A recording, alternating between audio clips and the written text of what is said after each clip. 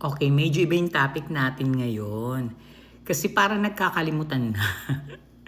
No, nawawala na yung ano eh, yung ako kasi mahilig akong bumalik sa sa umpisa kung bakit ba nangyari ito, kung sino yung connections, kunyari, katulad ni Mike Defensor, bakit siya biglang lumabas, kanino ba siya talaga connected naman talaga siya kay GMA, and may mga rumors noon na lumabas na siya ni ni Unanay, ni Pandakekok, at nagpasilikon pa yan si Pandakekok para lang kay Mike Defensor.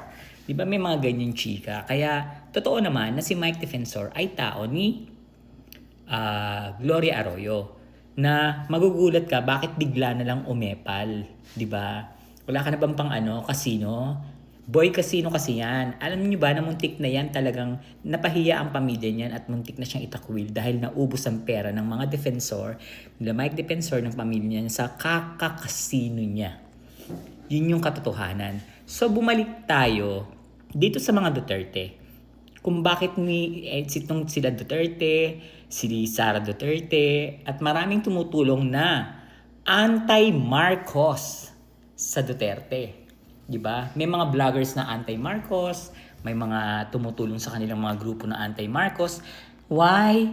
Natatandaan niyo ba na ang nanay ni Duterte, Rodrigo Duterte, ay anti-Marcos. Isa siya sa tumulong kay Cory Aquino. Kaya nga na-position niyan si Duterte, na ang totoong dinalagay sa posisyon bilang mayor ng Davao is yung nanay ni Duterte. Pero matanda na kasi siya, ipinasa yan kay Rodrigo Duterte. Lahat ng ginawa ni Duterte na eme-eming kabutihan sa mga Marcos is all scripted.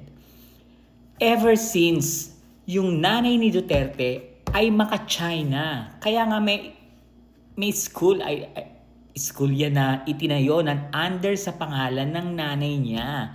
Noon pa sila hawak ng China. Ang Davao. Yan yung katotohanan. Rodrigo Duterte or the Dutertes are anti-Marcos. Period. I-research nyo na lang, ha? Kasi nagkakalimutan na eh. Yan yung katotohanan. That is the truth. Chirurut to sa be. Akala nyo naman makalusot sa akin. Yung bobo naman pala kayo. Lalo na si Sara na baka